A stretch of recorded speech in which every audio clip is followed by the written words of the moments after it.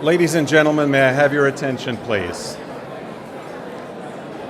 I'm going to interrupt your lunch. May I have your attention, please? Please go ahead and keep enjoying that wonderful New York cheesecake, but I'm going to ask you to do so as silently as possible because we're going to go ahead with our program now. And you won't regret this, I promise.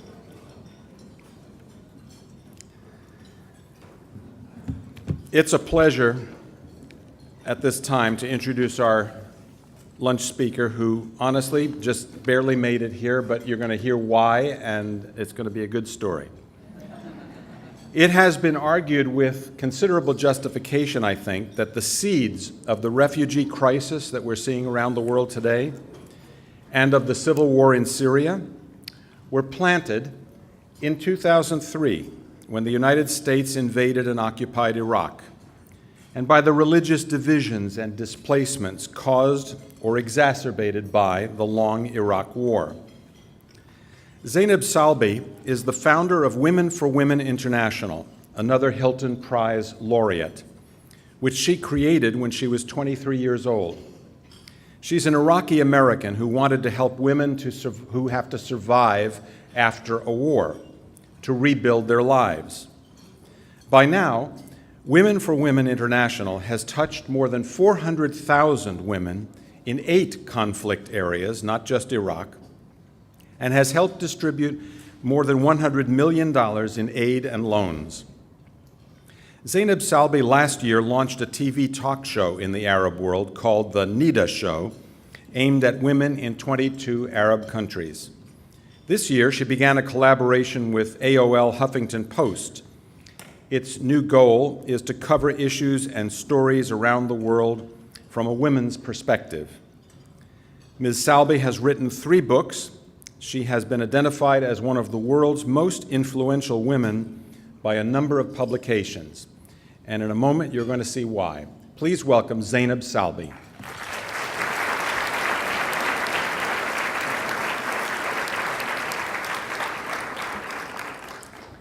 Well, thank you, Ralph, for this generous introduction. And I have to ask everyone for forgiveness. I just literally landed from Iraq after 10 hours of flight, so my Starbucks is very important. And thank goodness there is, the older I become, the more I'm grateful for makeup and makeup companies because they hide everything. You men are, missing out something big, here, you don't know. And I want to start by acknowledging and honoring Judy Miller, that I had the privilege of knowing and working with when she's director of Hilton Humanitarian Prize for more than 18 years. When Women for Women International won the prize in 2005 or 2006, she played a major role in that, and I just want to take a moment to honor her, and I dedicate this to her. I just turned 47. A few days ago, I celebrated in the front lines in Iraq, actually, and exactly 20 years ago, I was in Kosovo, in a refugee camp in Kosovo, rather in Albania. And I did not know Albanians or Kosovars. This was a foreign culture. Like many in the humanitarian work, we go and operate in foreign cultures. And I remember meeting an Italian aid worker describing the Kosovar refugees as dirty. And she was very angry at that. She's like, I can't believe how dirty they are. I don't understand why they cannot use the facilities properly that we are providing them and washing their whatever. I don't remember her complaint. I remember being disturbed by what I felt was prejudiced description of refugees. But I did not know them. It was my first visit. It was people I did not know. I was more disturbed by her, what I felt prejudice, rather than knowing what is truth and what's not truth. But I remember it vividly, and I remember thinking to myself, if she thinks that they are dirty, why is she here? Why is she working here? And just a few days ago, I was listening to the BBC, 20 years later, exactly, actually, listening to BBC, and this time describing other refugees. It was Europeans, Germans, and French describing other refugees as dirty. And this time, I'm familiar with these refugees. It's my own people. It's Iraqis, it's Syrians, it's overall Muslim refugees who are going to Europe. And they were describing them very similar to that Italian woman when she's saying dirty, dirty, dirty. And when I heard the news, I was very disturbed. I was like, wow, they keep on being described as dirty. So now, as a Muslim woman, and Islam is being accused of a lot of things lately, violent, terrorism, all of these things, I'm very curious about exploring my own religion. Most of us grew up sort of not, you learn the basics and that's it. So I have spent this year going to different Muslim countries asking Muslims, what do you think of Islam? And the most common answer I get is cleanliness.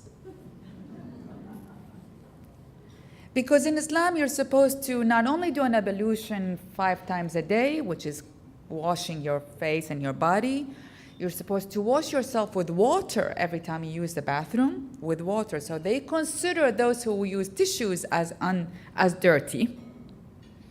I know, I'm sorry, I'm talking about very personal things, hygiene items, but this is how the cultures see differences. You see, Muslims see those who are not using water and cleanliness, all of that, as not clean. And then they're being judged as not clean for whatever other reason. So I was looking at this, and I was like, wow, the people who describe themselves, I'm very proud of their religion, as clean, now they are being described as dirty. And this whole judgment of each other has been over different cultures and different countries. It doesn't matter whether it's Kosovo or whether it's Syria.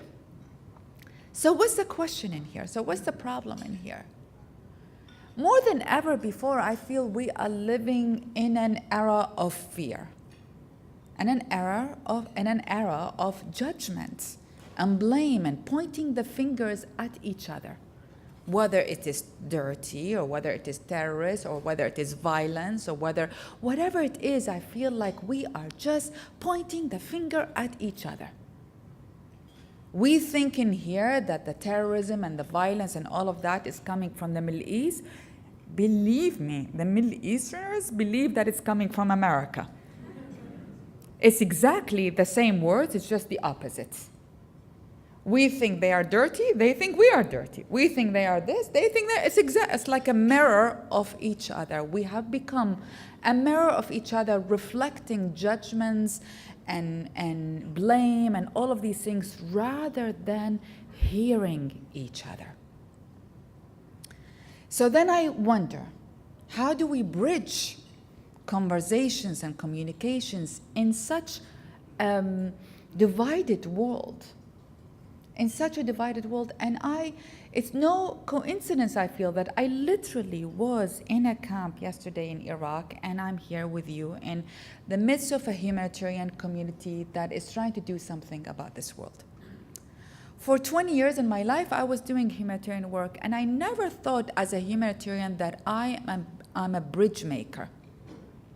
And I think more than ever before, this community is not only about delivering aid, whatever the aid is, be it water, be it medical, be it women's health, it doesn't matter, educational. You are a bridge maker, and the bridge maker here is to translate what it means to be that other. Now, I just came from Iraq, as I told you before, and I started my trip with my own home.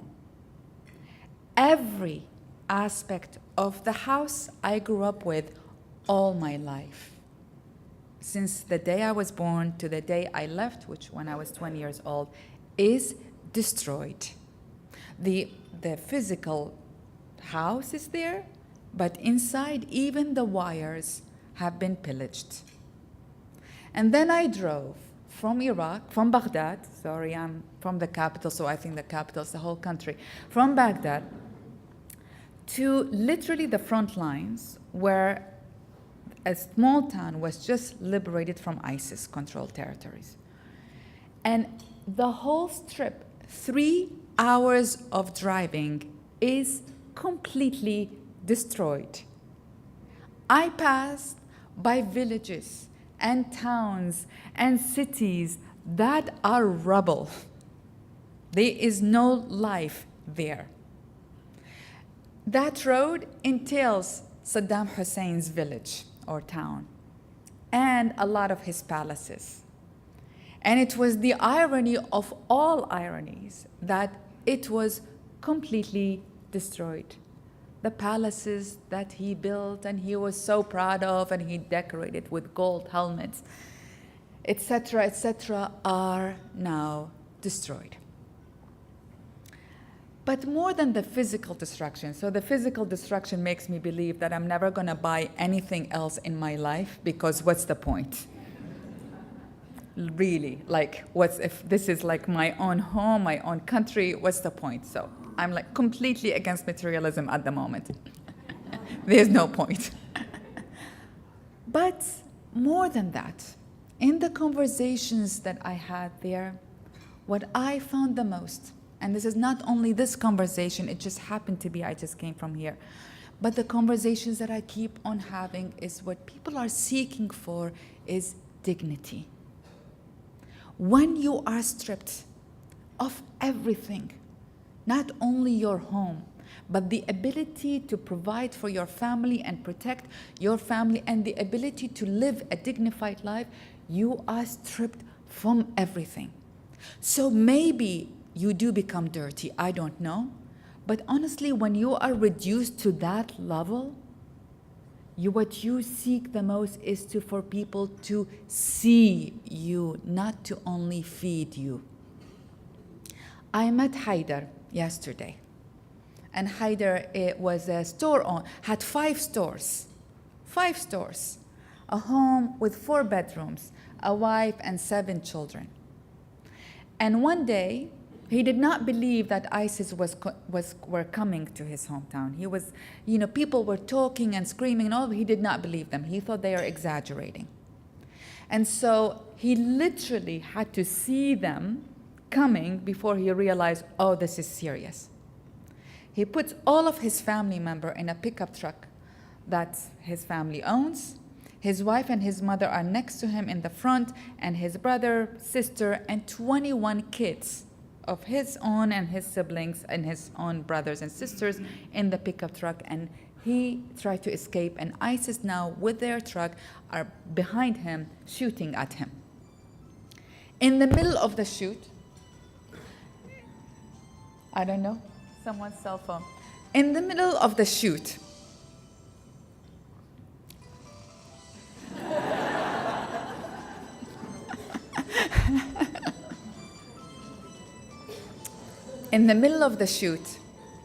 he goes into a dirt road.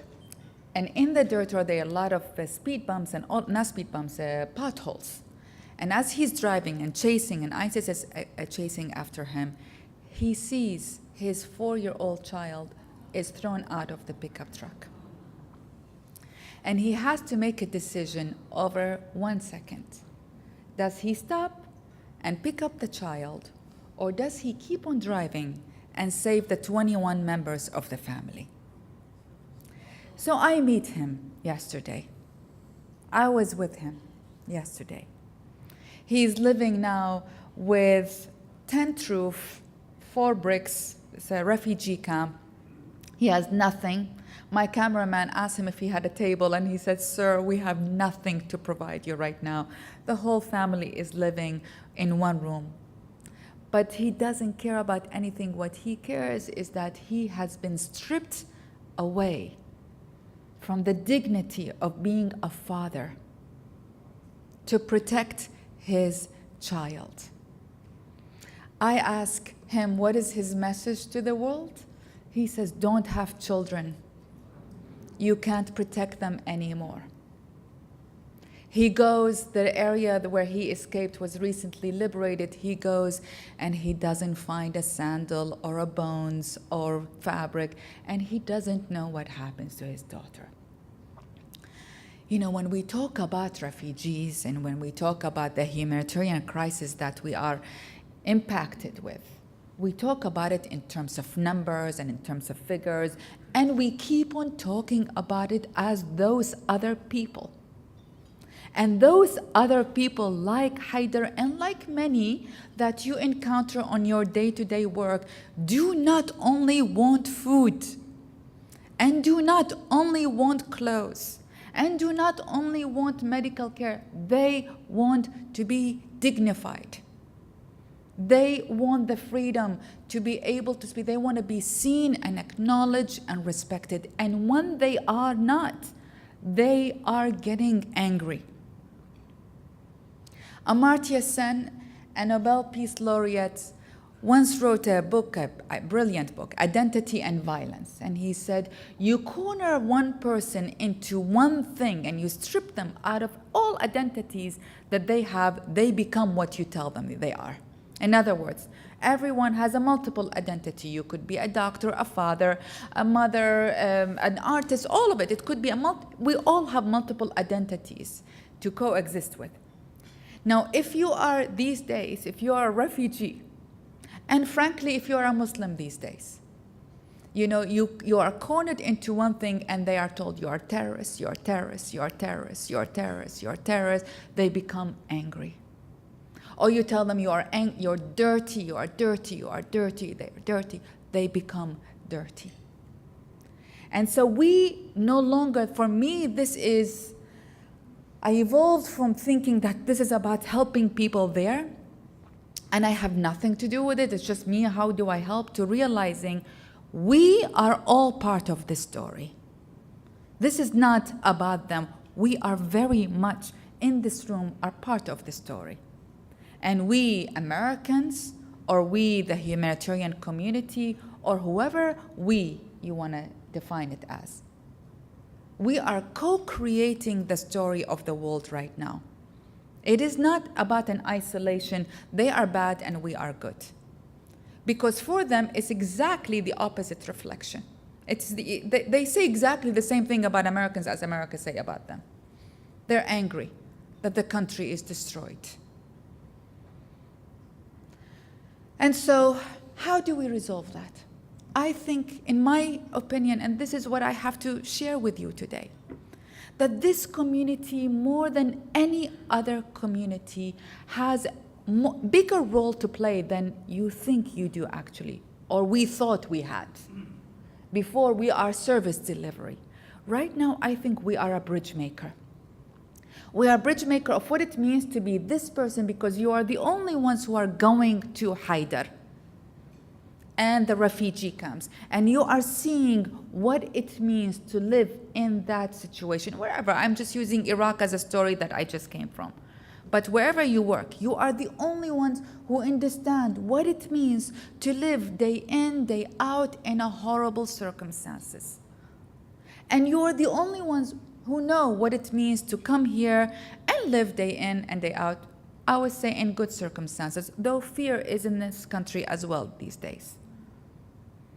And you have that job of no longer only raising money and delivering it there, which is a major job, and God bless you for that, but also to translate the importance of dignity and the importance of what people are desiring beyond the material assistance, and how to address them not only as humanitarian, but how do you translate this to policymakers in this country or wherever you operate, and to the media people in this country or wherever you operate. This is no longer a job about service delivery. In my opinion, this is the job of the bridge makers. And the bridge makers coexist in two different worlds. And they know how to translate not numbers, but emotions. And you have to step up into this job. Now, we are asked a lot of times by the donor community that we have to do a lot. Sorry, I still call myself a former humanitarian. But we are still talked about, you have to do sustainability, and there are rules and conditions and systems of how to operate, which I believe in and I buy in. But honestly, after I left the humanitarian world, I realized there is no such thing as self-sustainability. I really realized that. Actually, everything about Earth itself is codependent on each other. I learned that from a farmer. Everything. We are codependent on each other. There is no organization that can be self-sustainable. We are codependent on each other. And it means our partnerships with each other is part of our existence. I don't believe we're going to get to a point as nonprofit.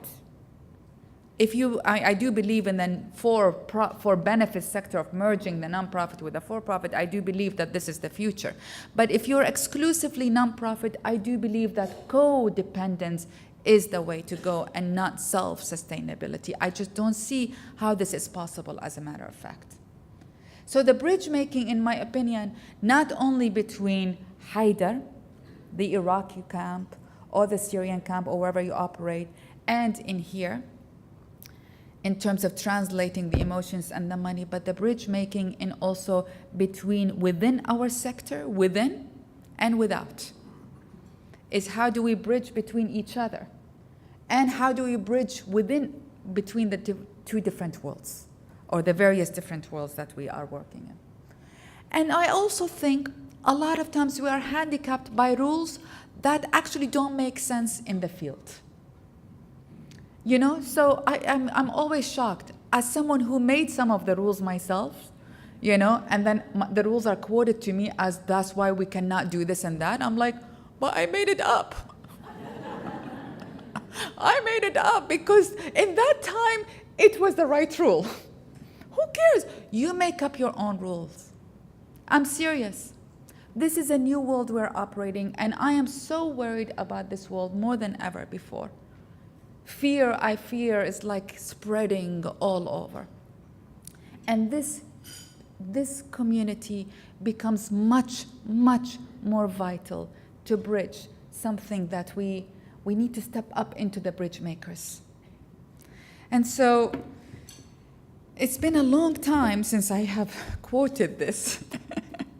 There are some colleagues from Women for Women in here, so I used to give all my speeches at Women for Women about Rumi, and it's been a long time, but honoring Women for Women, I will end with a Rumi poem. And you say, out beyond the worlds of right doings and wrongdoings, there is a field, I will meet you there. I think this is our field. We make our field. Our job is to expand this field and to hear and to recognize that at the end of the day, what people wanting is dignity. I interviewed a lot of Iraqis and I asked them what they thought of America. And actually people are upset at America for abandoning Iraq, but they all want to come to America. And the one answer that I kept on getting is America for us is freedom. And we want to come to it because we cannot have freedom in our country, so we want to go to the country that brings freedom. People are making decisions based on these emotions. On the dignified, it's no longer about love, it's about dignity. So how do we conduct our work? Not only in dignity of respecting them, but in the dignity of conveying what they have to say for people who are isolating them and marginalizing them and limiting them as one thing. So out beyond the worlds of right doings and wrongdoings, there is a field. I shall meet you there. When the soul lies down in that grass, the world is too big to talk about. Ideas, language, even the phrase each other no longer makes any sense. May we live in a world where love triumphs over fear, and if there's any hope, it is in this community. So thank you and God bless.